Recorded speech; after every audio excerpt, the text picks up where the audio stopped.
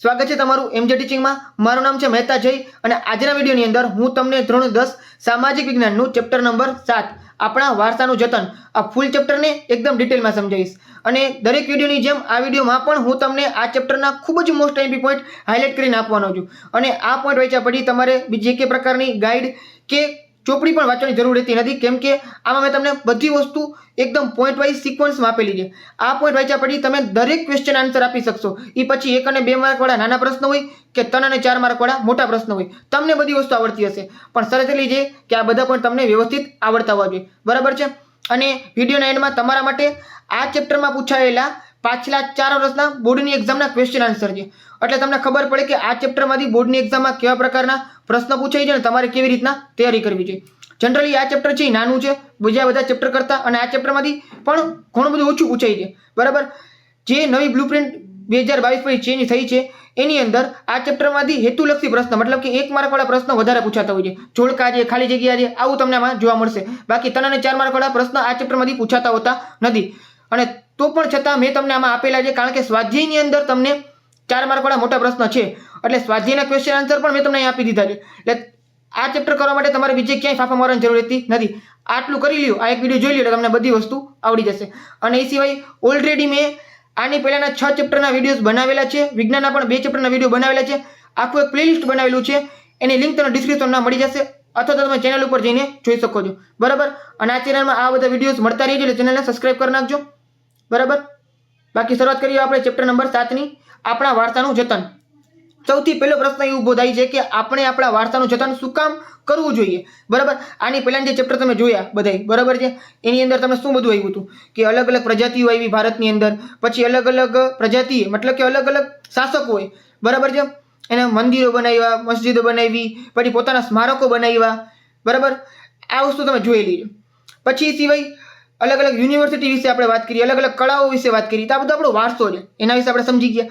તો આનું જતન શું કામ કરવું જોઈએ, એની આવશ્યકતા શું છે, તો સૌથી પહેલા એ જોઈ લઈએ આપણે કે ભારતનો વારસો છે વૈવિધ્યપૂર્ણ છે, મતલબ કે આમાં અલગ અલગ વિવિધતા તમને જોવા મળે છે, બરાબર।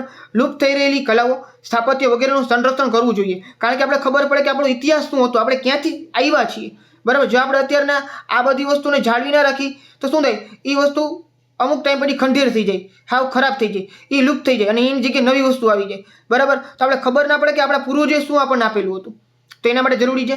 તેથી આવનારી પેઢીને પોતાના પૂર્વજોએ કરેલા કાર્યોની પ્રેરણા મળે, બરાબર। આપણા વારસાના જતન માટે આપણે જાગૃત નથી એ આપણને ખબર છે, કારણ કે બધા લોકો એને સાચવતા નથી હોતા, જેથી આપણા કારણે વારસાને નુકસાન થાય છે, તેથી આપણે આપણા વારસાનું સંરક્ષણ કરવું આવશ્યક છે। તો આ તમને થોડીક પ્રસ્તાવના જેવું હાઇલાઇટ તમને આપેલી છે। હજુ આ ચેપ્ટર છે સહેલું, કારણ કે આમાં એવા કોઈ પોઈન્ટ તમને નથી આપેલા કે જે તમારે ડાયરેક્ટ યાદ રાખવા પડે, કોઈ એવી સાલ છે કે એવું બધું બહુ ઓછું આપેલું છે, બરાબર છે। તમે તમારી જાતે તમારા ઓનથી મતલબ કે એમને જ તમે બધી વસ્તુ આ લખી શકો છો, બરાબર। હવે આ બધા પોઈન્ટ છે તમે જોયા, સૌથી પહેલા 4-5 પોઈન્ટ આપ્યા તમને વ્યવસ્થિત, એ તમે જાતે પણ લખી શકશો આરામથી, કારણ કે સહેલા છે, બરાબર। એટલે આગળ વાત કરીએ સાંસ્કૃતિક વારસાની સંરક્ષણની અનિવાર્યતા।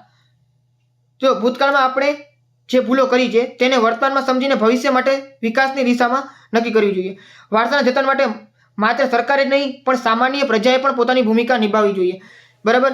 જો વારસાનું જતન કરવું ખાલી સરકારનું કામ નથી, એ કોનું કામ છે, તો સરકાર એની સાથે સાથે પ્રજાનું પણ કામ હોય છે, બરાબર। પ્રજા છે ઘણી બધી જગ્યાએ ઘણા બધા લોકો તમે જોતા હોજો કચરો ફેલાવતા હોય છે, પછી પાનની પિચકારીઓ મારતા હોય છે, આવું બધું તમે જોતા હોજો ઘણી બધી જગ્યાએ। આની લીધે છે ને ઘણી બધી વસ્તુઓ ખરાબ થતી હોય છે, નદીઓ એટલે આપણા માટે એટલી ખરાબ થઈ ગઈ છે, કોઈ સ્મારક માણસો જોવા માટે જાય ત્યાં કચરો નાખી દે, ખાવા પીવાની કોઈ વસ્તુ હોય એ નાખી દેતા હોય છે, તો જગ્યા ખરાબ થાય છે, એને લીધે પછી અહીંયા કોઈ જે હોવું જોઈએ એની મહત્વતા એ રહેતી નથી, બરાબર છે।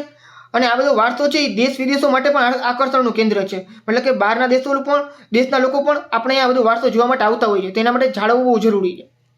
અને વારસો એ દેશની પ્રજા માટે એક આદર્શ હોય છે, અને એક વસ્તુ ધ્યાનમાં રાખવાની કે ભૂતકાળમાં અમુક ભૂલો કરેલી છે, ભારતની અંદર અલગ અલગ પ્રજાઓ આવી, બરાબર છે, તમને ખબર તો અંગ્રેજોએ આપણે ગુલામ બનાવ્યા, એ પહેલાં મુગલોએ ઘણી બધી વસ્તુ પણ નુકસાન પહોંચાડ્યું, તેમાંથી અમુક રાજાઓ છે, બાદશાહો છે, એને ઘણું સારું કામ પણ કરેલું છે, બરાબર છે। એવું નથી કે બહુ સારું કામ જ થયું હોય, અંગ્રેજોએ સારું કામ કરેલું એવું નથી, પણ એક વસ્તુ સમજવાની છે કે સારી વસ્તુ જે આપણે એને આગળ વધારશે, પણ જે ખરાબ વસ્તુ જે ભૂલો છે એને રિપીટ નથી કરવાની, એ પણ સાચવીને રાખવાની. એટલે આપણે પ્રેરણા મળે કે ભૂતકાળમાં આવી વસ્તુ થઈ ગઈ હતી, હવે આપણે એવી થવા દેવી નથી. બરાબર છે. ચાલ આગળ વાત કરીએ. પર્યટન ઉદ્યોગ અને આપણો વારસો. મેં તમને વાત કરી એ પ્રમાણે કે આપણા વારસામાં ઘણી બધી વસ્તુ એવી છે, જેમ કે તાજમહેલ છે, પછી એ સિવાય અમુક જે મંદિરો છે, સાઉથના અલગ અલગ મંદિરો છે, આ બધા જોવાલાયક સ્થળ છે. બરાબર છે. હિલ સ્ટેશન છે ઘણા બધા. યુનેસ્કો દ્વારા જે અલગ અલગ આપણે જોઈ ગયા જે રાણીની વાવ છે, અલગ અલગ જે પ્રકારની સ્મારકો છે એ યુનેસ્કો દ્વારા વર્લ્ડ હેરિટેજ સાઇટને દરજ્જો આપવામાં આવેલો છે. તો આનાથી શું થાય કે જે દેશ વિદેશના લોકો છે ને એ ભારતની સંસ્કૃતિ પ્રતિ આકર્ષાય અને એ લોકો અહીંયા સંશોધન કરવા માટે, જોવા જાણવા માટે એ લોકો અહીંયા આવે. બરાબર છે. તો એના માટે રાખવું બહુ જરૂરી છે. પછી જે સાંસ્કૃતિક અને પ્રાકૃતિક વારસાના સ્થળો જેવા જોવા જાણવાના સંશોધન માટે આવે છે એ લોકો. બરાબર. સાંસ્કૃતિક વારસાના સ્થળોની આજુબાજુ પાકા રસ્તાઓ, રેલવે, પાણી, વાહન વ્યવહાર જેવી સુવિધાઓનો વિકાસ કરવો જરૂરી છે. શું કામ? કારણ કે જો આ બધી વસ્તુ ન હોય, પાકા રસ્તા ન હોય, તો જો માની લે તમે કોઈ જગ્યાએ ફરવાલાયક સ્થળો તમે જોવા માટે જાઓ, રસ્તામાં બહુ ખાડા ખબડાવાળી વસ્તુ હોય, અહીંયા બીક લાગતી હોય કે ભાઈ પડી જશે, તો મતલબ ખાડાની બધી વસ્તુ હોય તો વાહન ચલાવવાની મજા ના આવતી હોય. પછી જે તે જગ્યાએ રેલવે લાઈન ના જતી હોય, પાણીની અહીંયા વ્યવસ્થિત કોઈ સુવિધા ના હોય, વીજળીની સુવિધા ના હોય, તો આવું બધું ના હોય ને, ઇન્ફ્રાસ્ટ્રક્ચર આજુબાજુનું ના હોય ને, તો માણસોને એ જે સ્થળ પ્રત્યે આકર્ષણ ના રહે. આવું બધું જોવા મળતું હોય છે. તો આપણે એ વસ્તુ ધ્યાનમાં રાખવાની છે કે જે કોઈ સ્મારક છે ને આજુબાજુનો એરિયા ડેવલપ થવો જોઈએ, તો માણસોને ગમે પણ ખરા ફરવા જવા. બરાબર છે. ચાલો હવે આપણે આગળ વાત કરીએ કે પ્રવાસના ઉદ્યોગને લીધે ફોટોગ્રાફી, ઘોડેસવારી, નૌકા વિહાર જેવી પ્રવૃત્તિઓ છે એને પ્રોત્સાહન મળે છે, ફેરિયાઓને રોજગારી મળે છે. વિદેશના પ્રવાસીઓ આવવાથી ભારતને વિદેશી હુંડિયામણ પ્રાપ્ત થાય છે.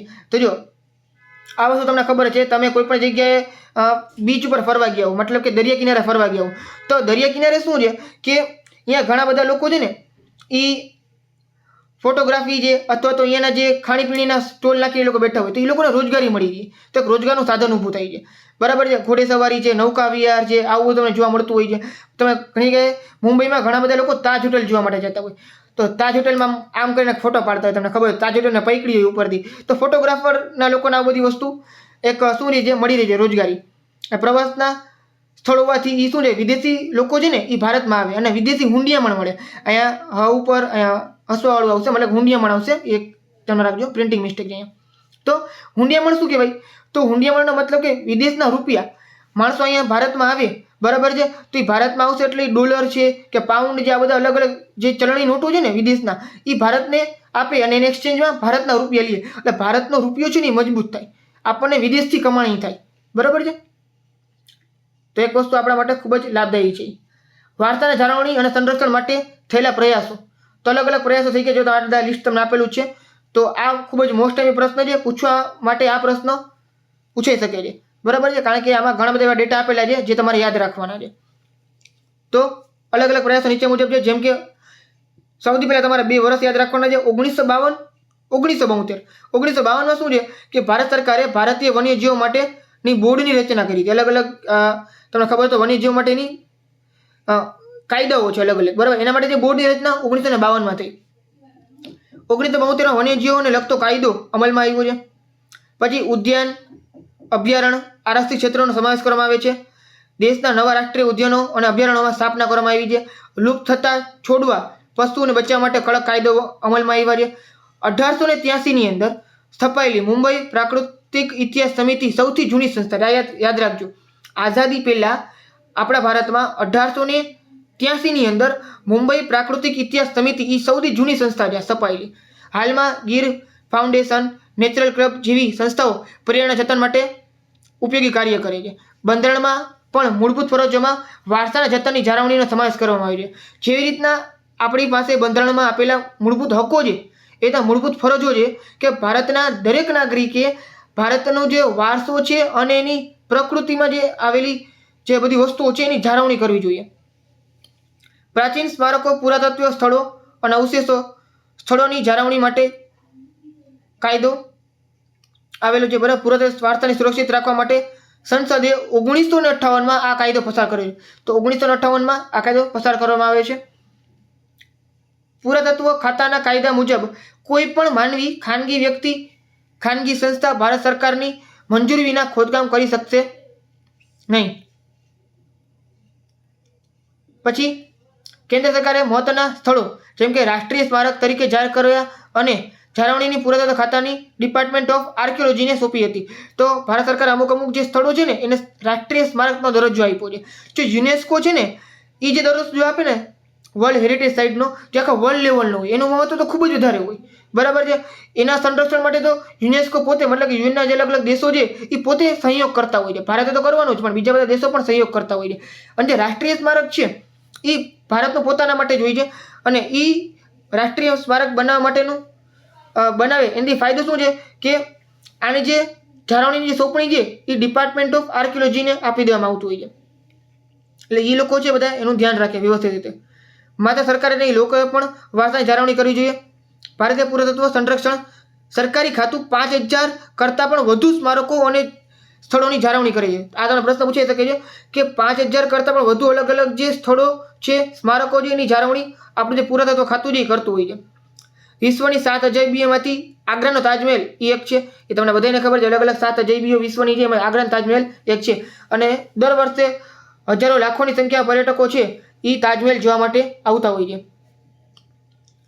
મથુરાની રિફાઇનરી તથા ઉદ્યોગના ધુમાડાને કારણે સંગમરમર જે આરસ છે તાજમહેલનું એ ઝાંખું અને પીળું પડી જાય છે. બરાબર. અને પુરાતત્વ ખાતું છે શું કરે છે, આ ઉદ્યોગોને બંધ કરી તાજમહેલના નિયમિત સફાઈ કરવાના પગલાં ભર્યા અને તાજમહેલની ચમક જળવાઈ રહી છે. તો એક યાદ રાખજો, તાજમહેલ છે સંગમરમરના પથ્થરમાંથી બનેલો છે. બરાબર છે. અને એ સફેદ કલરનો પથ્થર છે.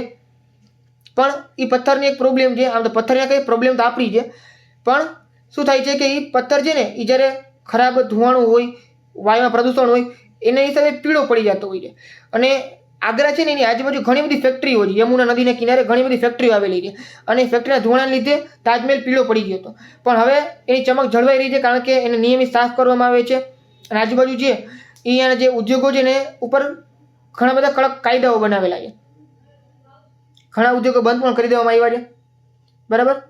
તો આ તમારે 4-5 પોઈન્ટ છે યાદ રાખવાના છે કે 1952માં બોર્ડ બનેલું છે, 1972માં કાયદો બનાવવામાં આવ્યો છે, 1958માં પણ કાયદો પુરાતત્વ ખાતાને સુરક્ષિત રાખવા માટેનો કાયદો બન્યો છે. બરાબર. એ લોકો પાસે 5000 કરતાં વધારે પણ સ્મારકો અને સ્થળો છે. આ તમારે ધ્યાનમાં રાખવાનું છે. હવે સંગ્રહાલયોના જતન માટે આપણી ભૂમિકા.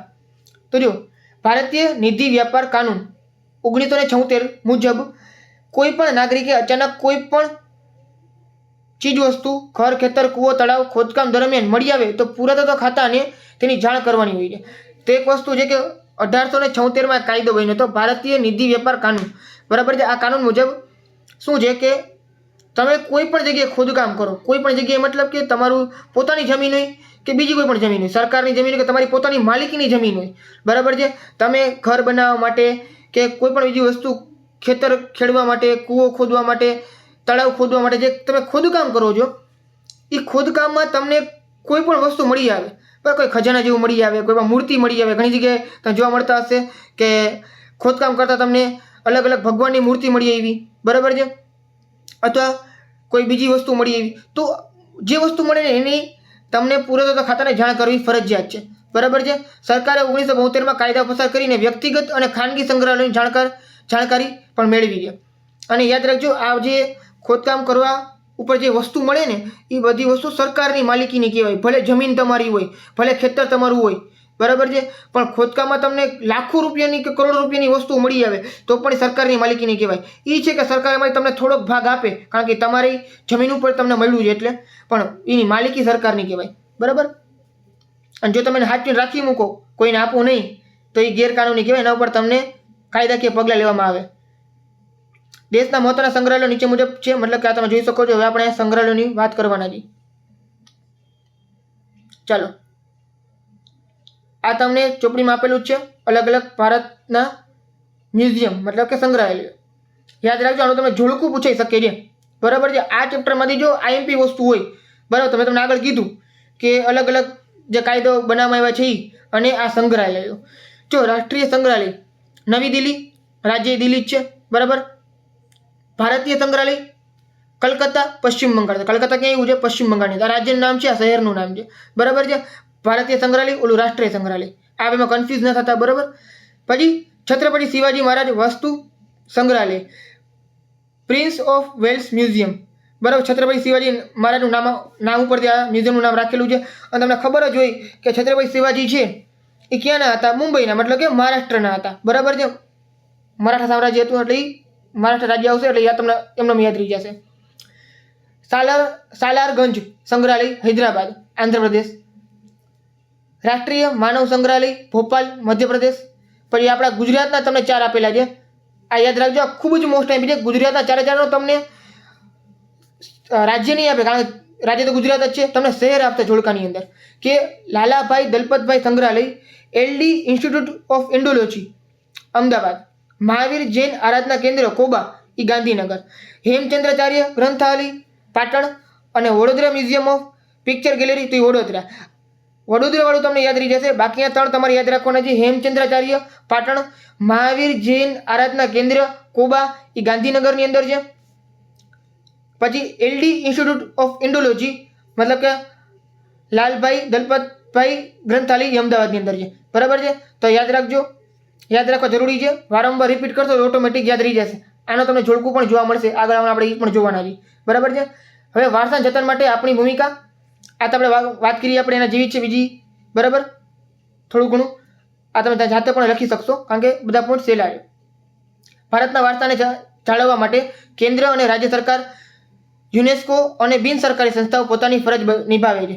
સૌથી મહત્વની જવાબદારી આપણા સૌની છે, બરાબર. શાળા, કોલેજ, બિન સરકારી સંસ્થાઓ પ્રવાસ પ્રદર્શનની ચર્ચા સભા યોજી આપણા વારસાનું જતન કરવું જોઈએ. જો સ્કૂલમાં તમને શીખવાડવામાં આવે છે, કારણ કે તમે આ સિલેબસ તમને આપેલું છે, તમે એકવાર ભણો છો, સમજો છો, તમને ખબર હોય, બરાબર છે. કોલેજમાં પણ તમને શીખવાડવામાં આવશે.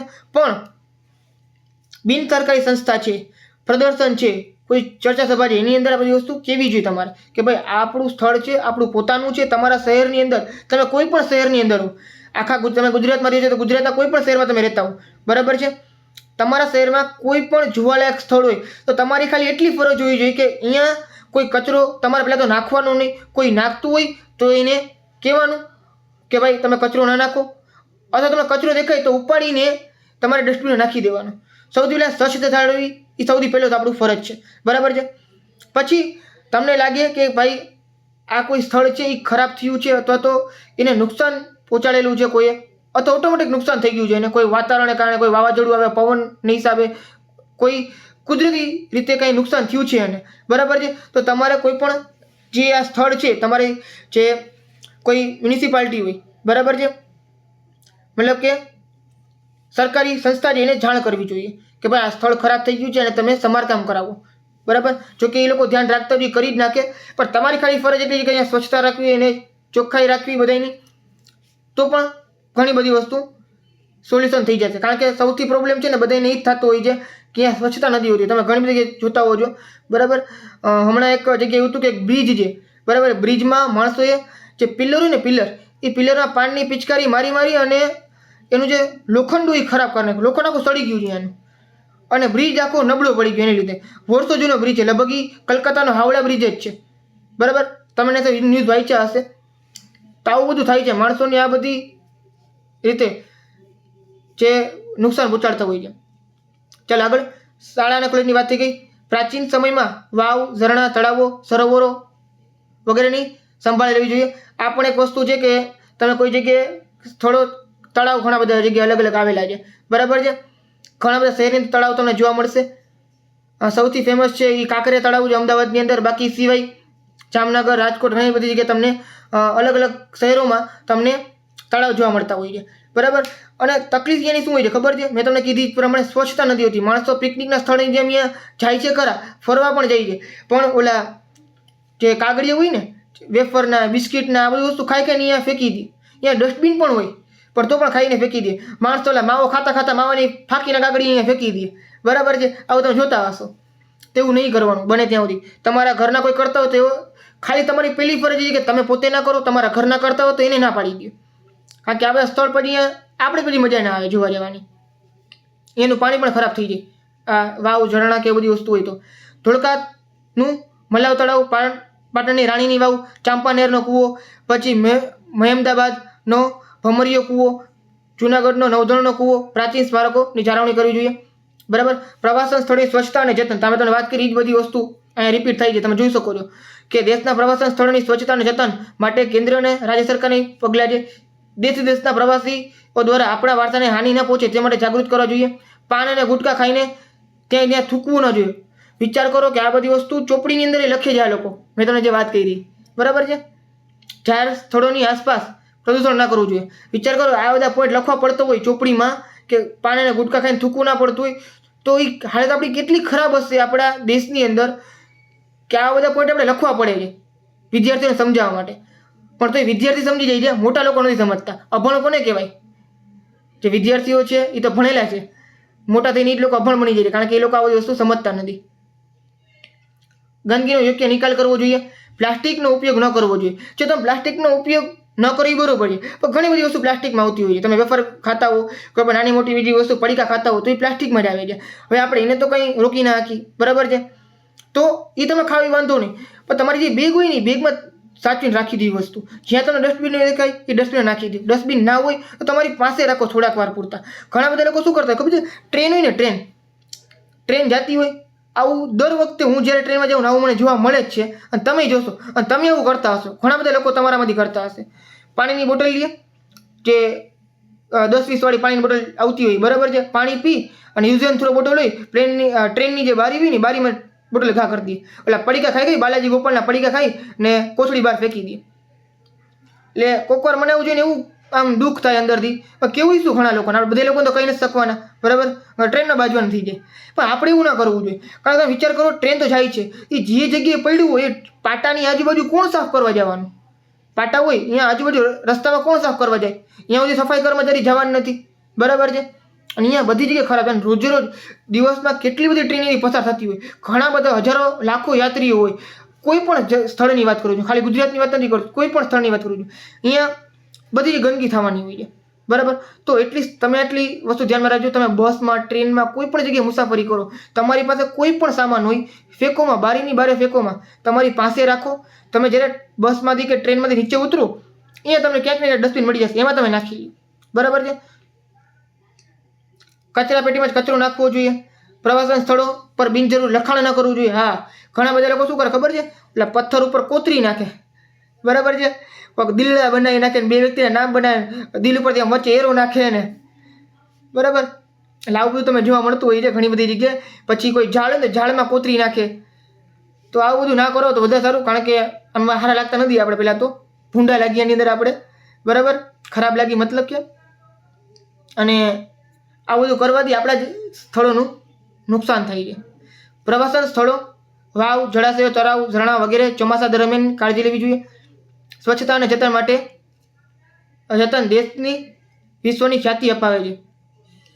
જો એક વસ્તુ તમને કહી દઉં કે જે 2024માં આખા ભારતમાં દર વર્ષે એક રેન્કિંગ આવે છે, મતલબ કે નંબર આપવામાં આવે છે કે ભારતના સૌથી સ્વચ્છ શહેર ક્યાં છે. તો અત્યારે છેલ્લા 3-4 વર્ષથી ઇન્દોર છે ને, ઇન્દોર એ પહેલા નંબર ઉપર હાલતું હોય છે. આ વખતે પણ ઇન્દોર પહેલા નંબર ઉપર છે, પણ પહેલા નંબર ઉપર બીજો એક નંબર આવે છે સુરતનો. મતલબ કે સુરત અને ઇન્દોર, ગુજરાતનું સુરત અને ઇન્દોર એ ભારતના સૌથી સ્વચ્છ શહેરની અંદર પહેલા નંબર ઉપર છે. બીજા નંબર ઉપર ઘણા બધા શહેરો આવે છે, બીજા અને ત્રીજા નંબર ઉપર. તમે એનું લિસ્ટ આખું વાંચી શકો છો. પણ એક વસ્તુ છે, ગુજરાતનું સૌથી, આમ તો ગુજરાતનું શહેર સુરત ભારતનું સૌથી સ્વચ્છ શહેર એની યાદીમાં સૌથી પહેલા નંબર ઉપર આવે છે.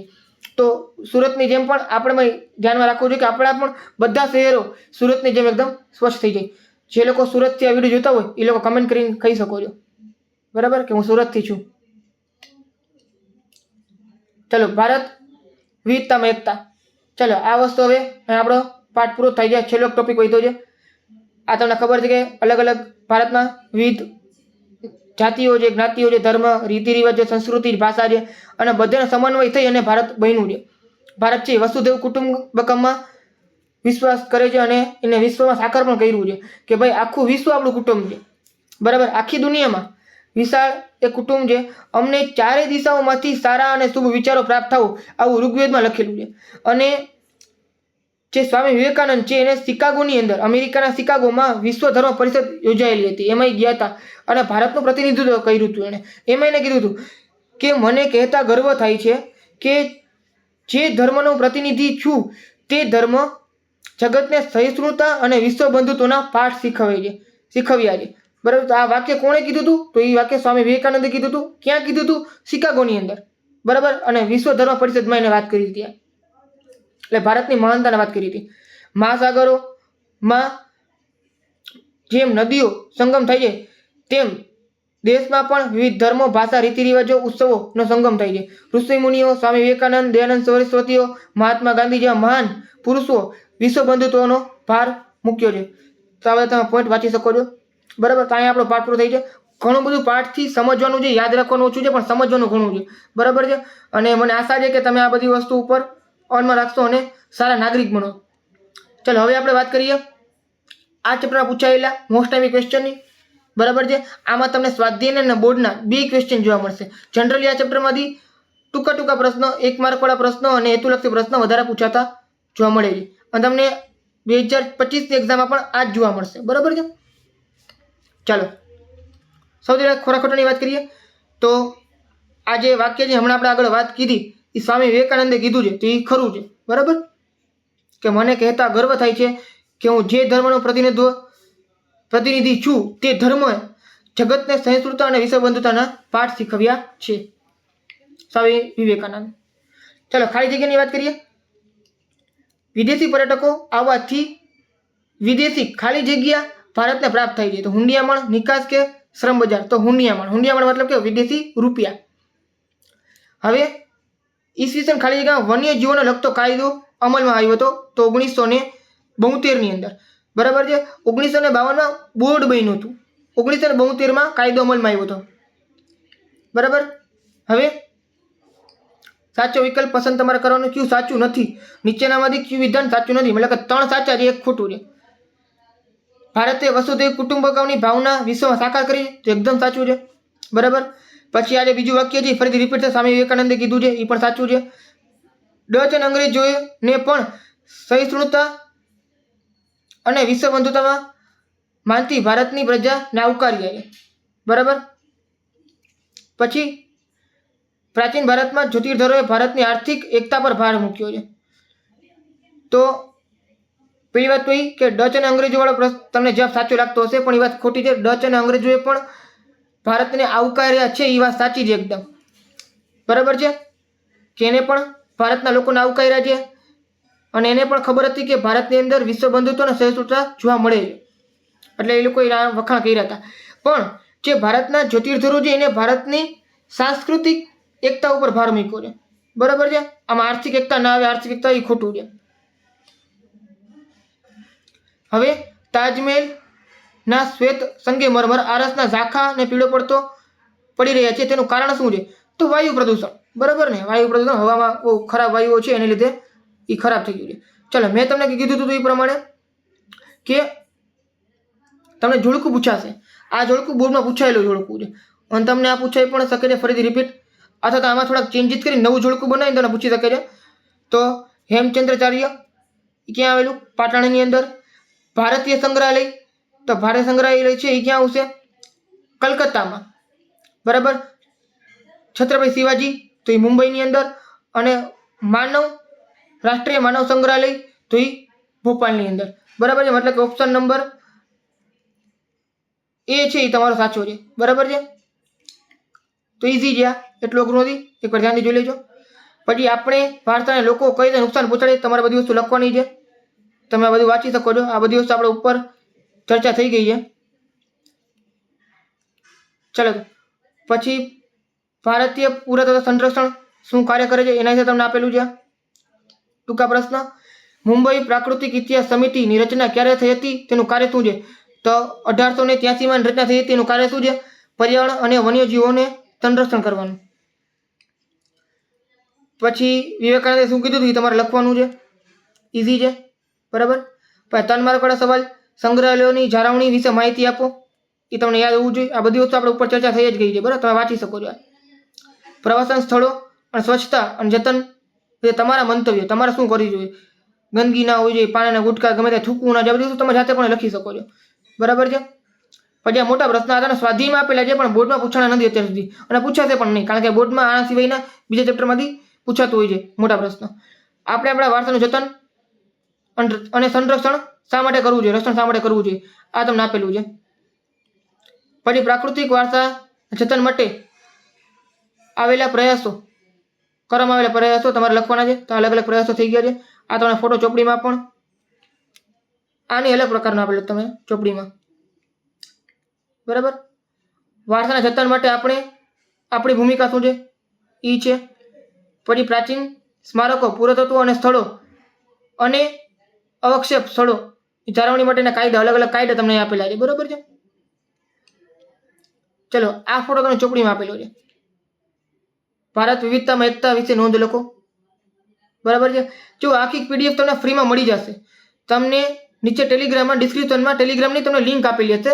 એ લિંક ઉપર તમે ક્લિક કરીને તમે જોઈન થઈ શકો છો. તમે જોઈન તમે કરી જ લેજો, કારણ કે તમને આ ચેપ્ટરની પીડીએફ અને આ સિવાયના બાકીના 6 ચેપ્ટરની પીડીએફ પણ તમને ફ્રીમાં મળી જશે. ડાઉનલોડ કરો ફ્રીમાં અને પ્રિન્ટ પણ કઢાવી શકો છો, બરાબર છે. તમારે બીજું કે મટીરિયલ ગાઈડ લેવાની જરૂર નથી, તમને આ બધી વસ્તુ ફ્રીમાં મળતી રહેશે. અને આના સિવાય તમને ગણિત, વિજ્ઞાન, સમાજ વિજ્ઞાન બધા વિષયના વિડીયોઝ તમને મળતા રહેશે. તમારી જે ફર્સ્ટ એક્ઝામ આવશે ને, મતલબ કે 6 માસિકની એક્ઝામ, ત્યાં સુધીમાં મારો વિચાર છે કે તમને 6 માસિકનો આખો સિલેબસ કમ્પ્લીટ ક્લિયર તમને કરાવી દઉં અને બધીની પીડીએફ તમને ટેલિગ્રામમાં પ્રોવાઈડ કરાવી દઉં. એટલે ટેલિગ્રામની ચેનલમાં જોડાયેલા રહેજો અને આજને સબસ્ક્રાઇબ કરી નાખજો. આ વિડીયોને તમારા ફ્રેન્ડ સાથે શેર કરી નાખજો, એટલે એ લોકોને પણ આ વિડીયોઝનો અને આ બધા પોઈન્ટ્સનો લાભ થાય, બરાબર છે. બાકી વિડીયો ગમ્યો હોય તો લાઈક કરજો. તો મળીએ આપણે નેક્સ્ટ વિડીયોમાં.